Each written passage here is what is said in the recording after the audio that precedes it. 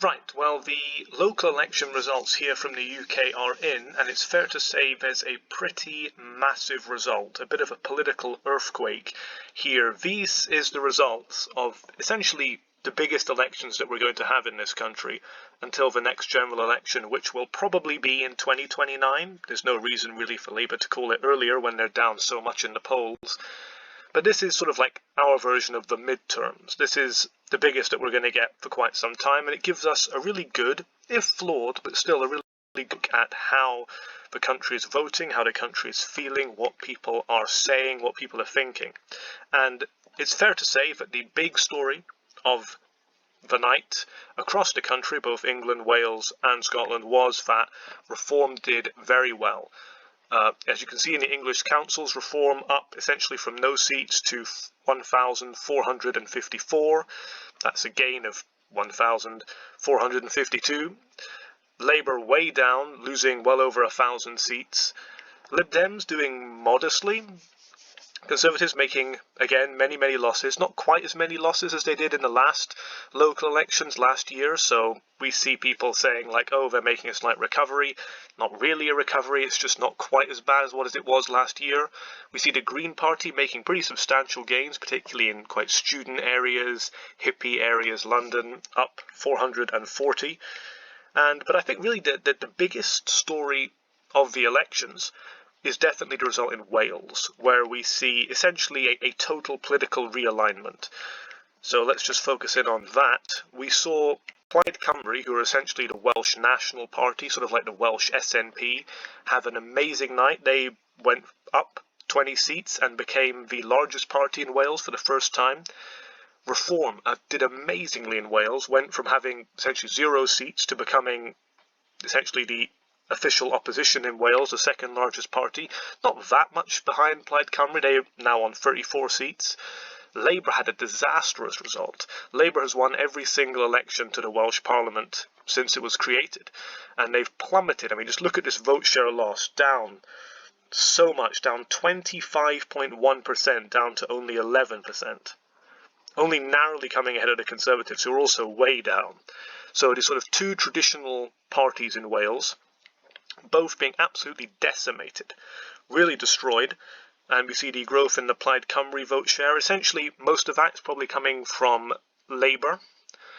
Like how we saw in Scotland, we saw many Labour voters move over to the SNP, because essentially Plaid Cymru, whilst they are on paper a nationalist party, they are really quite a globalist, internationalist party, and they have a very strong pitch of essentially like Labour, but more Labour. So they promise more social spending, more benefits, welfare, these kind of things. And that really resonated with many voters in Wales, in the Welsh valleys, etc., who felt let down by Labour. And they moved over to Plaid Cymru, essentially hoping that they'd be like Labour, but even better and more spending. Reform attracting many Labour voters as well, particularly more socially conservative voters. I think it's fair to say most of these Conservative voters would have gone over to Reform, again, who's seen an absolutely amazing increase in the vote share, up 28.2%. I mean, for these two parties here to be decimated, and for Reform to come out of nowhere and become the second largest party, if that holds in future elections, this could be the beginning of a major political realignment in Wales. It looks like this could be the biggest political moment in some sense, in terms of which parties are going to be dominant in Wales, since the emergence of the Labour Party back about 100 years ago, also in Wales, interestingly enough. So an absolutely amazing historic result in Wales for both these two parties here, but I think in some sense more for Reform, because Plaid Cymru was already an established party. They were the second largest party. So for Reform to come from nothing to this kind of level of support is truly amazing in Wales.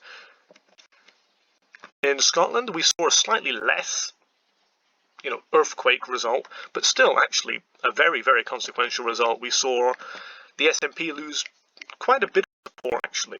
Some of the reason why their seat totals held up is because of the first past the post system. In Scotland we have a mixed member proportional system, so the SNP did pretty well on the constituency vote, mainly because their opposition was split. However, we see that they lost quite a considerable number of votes, down about 10%. Conservatives also lost huge support, so Conservatives losing support everywhere. Labour didn't lose as much support as they did in Wales, down 2.4%, not great, but perhaps not terrible. Reform voted big gainers in Scotland as well, up 15.8% on the first past the post vote. And I don't know if we can find the regional vote anywhere here, perhaps not, but Reform actually did better than Labour on the regional vote, so they got more seats. As you can see, Labour lost seats, and Reform went from being essentially non-existent in Scotland to becoming the tied second largest party. So from 0 to the official opposition. That's, again, an amazing result in terms of history, in terms of vote share, amazing result for them. The Greens did pretty well as well, definitely becoming more of a national force. Looks like they'll be propping up the SNP again as they were in the last Parliament. Lib Dems, modest gains, Conservatives again being decimated there. But I suppose the most important results, particularly for an English audience, is the English Council results. And here we saw Reform, as we say, did very well. Now this is not to try and undermine Reform's success. They did do amazingly. And for a party that isn't the traditional Labour Conservative parties, to do so well and win so much is definitely nothing to be scoffed at. They did amazingly. However, perhaps not quite as well as some of the predictions were shortly before the results. So here we have More in Common was suggesting do a little bit better, and Britain Elects, not exactly sure who they are, said Reform could get nearly 1,700. In the end, they managed about 1,400. Interestingly, though, Labour didn't do quite as badly as some of the people were predicting. As you can see, they were predicting around about the 500 mark. However, in the end, Labour managed to hold on to about 1,000, so not quite as bad as some people were predicting.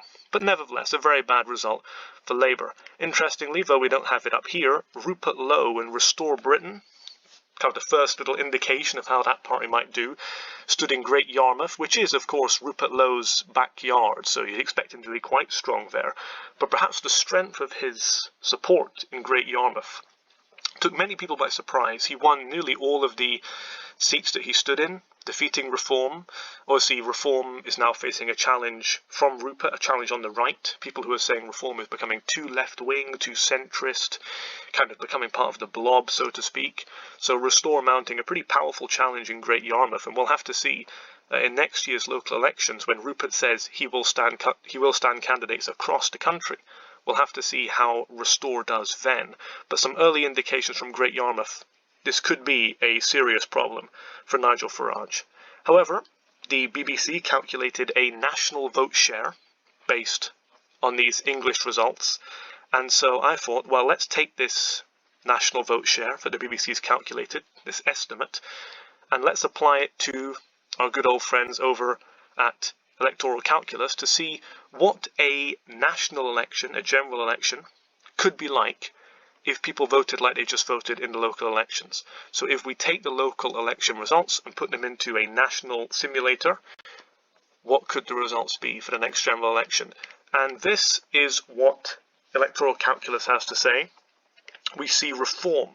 Again, if anything near this comes to pass, this is an absolutely complete earthquake in British politics. It would be the biggest election result, again, since the Labour Party destroyed the Liberal Party in the 1920s. A massive result for Reform if this is true. We see them winning about 26% of the vote based on these local election results. That would give them 337 seats. The Conservatives way down, only on 17% of the vote according to these local election results. Didn't have many seats to begin with, only about 120. They'd be down 75 to only 46. Labour, though, an absolutely ginormous defeat, down from 34.7% down to only 17% vote. That's what they are estimated to have received in the local elections. If that's what's going to happen at the next national election, they would lose 380 seats. So they would go from a supermajority of over 400 seats down to just 32. Now these are extreme numbers, and I cannot myself see exactly this happening, but let's just say a huge defeat for Labour. Libs doing pretty well. I mean, that's definitely a growth on their vote share, up from about 12.5% to 15%. Pretty good. The Greens, again, this could be the other story of the night, making major gains. I mean, up from being, well, they used to be a pretty sort of fringe environmentalist party, up to becoming essentially that main threat to Labour on the left. And actually, if this is true, they could become the largest left-wing party in Britain, although still on only 81 seats because of the electoral system. SNP is likely to make a pretty massive comeback in Scotland, even though their support has dropped. The collapse in the Labour support will permit the SNP to win many constituencies here in Scotland, so a return to their earlier highs under Nicola Sturgeon. So let's just see what this would look like on the map.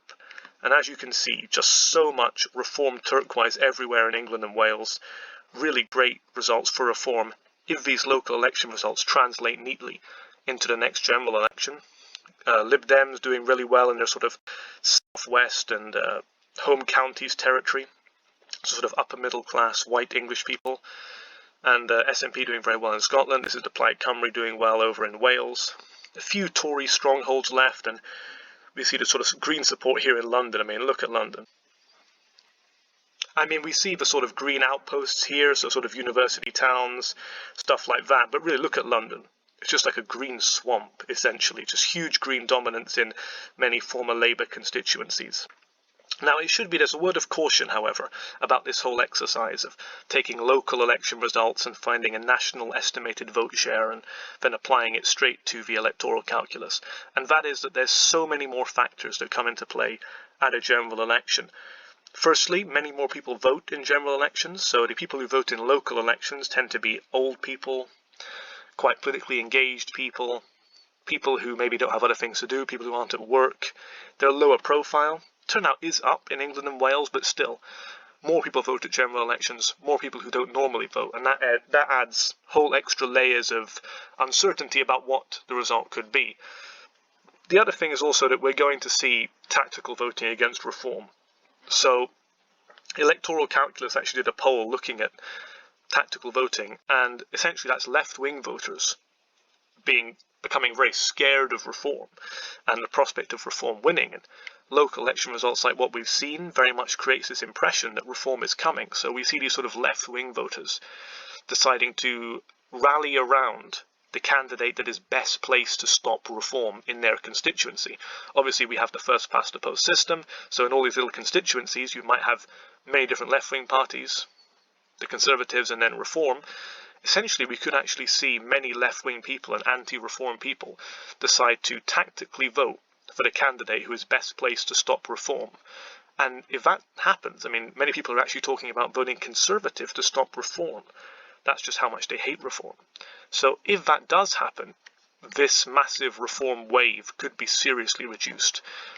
Electoral Calculus did a projection on this saying Reform might only get about 200 seats if we take into account massive tactical voting. But again, sometimes I think people overestimate tactical voting, but we'll have to see exactly what happens in 2029, presuming it is then. However, as it stands, if we do just take this election result from the local elections and put it into a national result, then definitely a Reform landslide, a Reform wave, and the biggest story, just a complete destruction of the Labour Party. So thank you for watching this video. I hope to do more of these kind of political analysis videos, looking at poll results and stuff, and any results from elections as they come in. So thank you for watching.